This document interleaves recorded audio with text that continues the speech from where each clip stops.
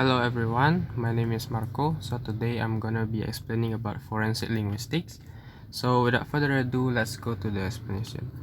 So forensic linguistics or legal linguistics or language and the law is the application of linguistic knowledge, methods and insights to the forensic context of law, language, crime, investigation, trial, and judicial procedure. It is a branch of applied linguistics. One of the main goals of forensic linguistics is to provide a careful and systematic analysis of language. The results of this analysis can be used by many different professionals. For example, police officers can use this evidence not only to interview witnesses and suspects more effectively, but also to solve crimes more reliably.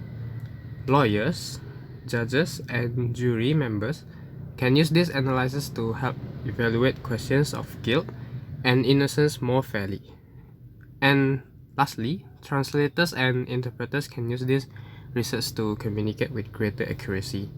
So forensic linguistics serves justice and helps people to find the truth when a crime has been committed.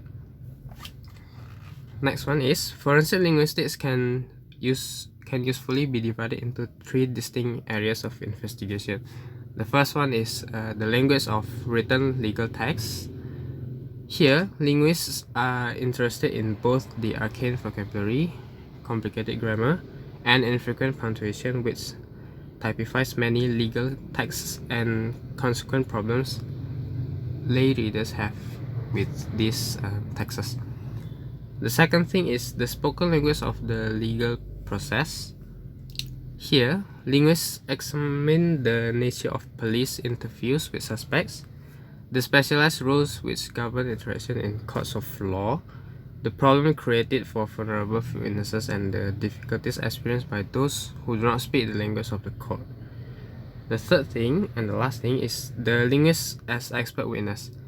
Here, linguists express opinions of the confusability of rival trademarks, on the authorship of documents, on the meaning of words, and expression and on the place of origin of asylum seekers, to name a few.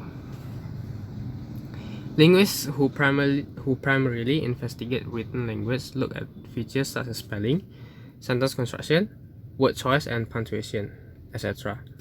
By comparison, linguists who principally examine spoken language focus on accent, dialect, pronunciation, tone of voice, speed and rhythm of speech, etc. There are many famous cases that have involved the analysis of language by forensic linguistics. These cases have dealt with suicide letters written by famous artists like Kurt Cobain, ransom notes connected to Charles Lindbergh, or he is the first pilot who managed to cross the Atlantic flying from New York to Paris, whose son was kidnapped and later found dead in the backyard of Lindbergh family home. A kidnapping note discovered after the disappearance of John Beth Ramsey, who is a child of beauty queen who was reported missing by her family and later found dead in the family shelter. But not all cases involving forensic linguistics involve violent crimes.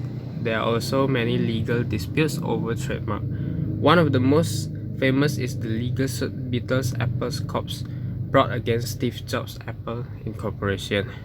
Another common type of non-violent crime that forensic linguistics may provide useful evidence for involves arguments over who originally wrote a text, like a poem, short story, or novel.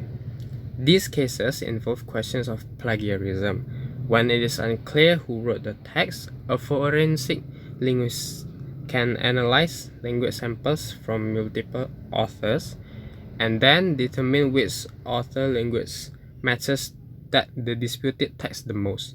Two popular pieces of literature where this technique has been used are J.K. Rowling's Harry Potter and Dan Brown's The Da Vinci Code 4. So that's all about my presentation. I hope you can understand, and thank you.